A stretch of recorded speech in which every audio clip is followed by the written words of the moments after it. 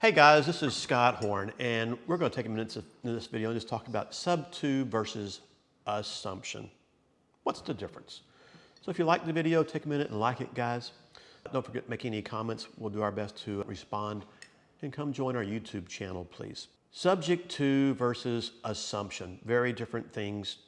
And what I find interesting is that unless you're an investor that has knowledge of the subject to world, the general population has no clue what sub-to means. Some understand assumption, and in the realtor world, they do understand assumption, but again, usually not subject to type transactions. So what is the difference? Well, the word sub-to, by the way, I didn't see that get coined really until sometime maybe around 2014, 2015 or so. Before that, what we typically called these kind of transactions were silent assumptions. They were the same thing, handled the same way, just a different way of calling it something. We just didn't call it subject to, although it was a silent assumption buying the home subject to the existing debt.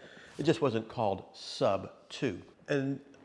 But when you call it a silent assumption, the question becomes, are you actually assuming the loan or not? Back then, we'd say that the transaction was valid between the seller and buyer, but it did not incorporate the lender because you weren't doing a legal assumption of the transaction.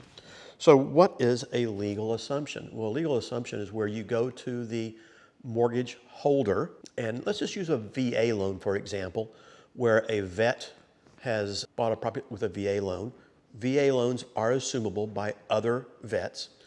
And typically a VA loan might be easier to assume than your traditional loan in the marketplace today.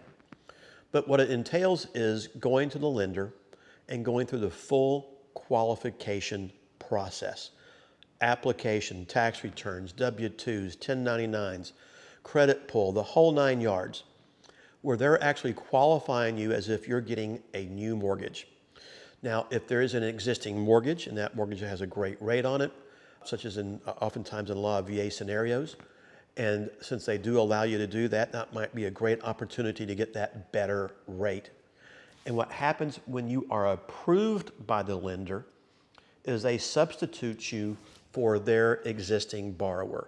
So now you become the legal borrower on the transaction, and the original seller is removed completely. They're no longer liable on that debt. That is an assumption. So let's flop over to subject to in the differentiation. What sub-to means, we're not assuming the loan.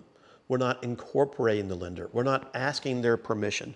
We're simply agreeing to make the monthly payments moving forward. That's it.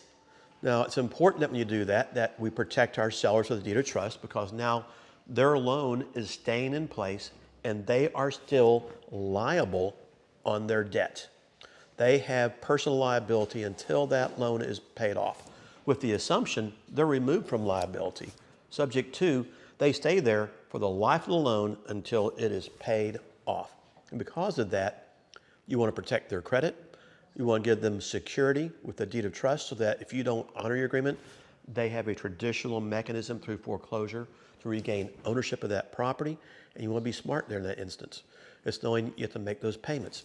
And in some states, they require you to sign a new note with the seller. In some states, they do not. Make sure you understand that for your particular state so that you protect things. For instance, in Arizona, if you don't have a note between the seller and buyer, buying it subject to, your transaction may not be valid. So there's a chasm of difference between assumption and subject to. We, the investor buying that property sub-to, we have no financial liability on the mortgage at all. What we wind up with is what I call moral liability, an agreement to make the payments in a reasonable and timely fashion and take care of things appropriately, just as if we have financial liability. But at the end of the day, we don't have that legal liability on the mortgage. If the property is foreclosed upon, they're not foreclosing on me. They're actually foreclosing on the actual borrower who borrowed the money from the lender. So guys, I hope you found this helpful just to understand the legitimate difference between a true assumption and a subject to transaction. If you did, take a minute and like the video, please. Make any comments, we'll answer those for you. And come join us on our YouTube channel as well. We'll see you guys next time.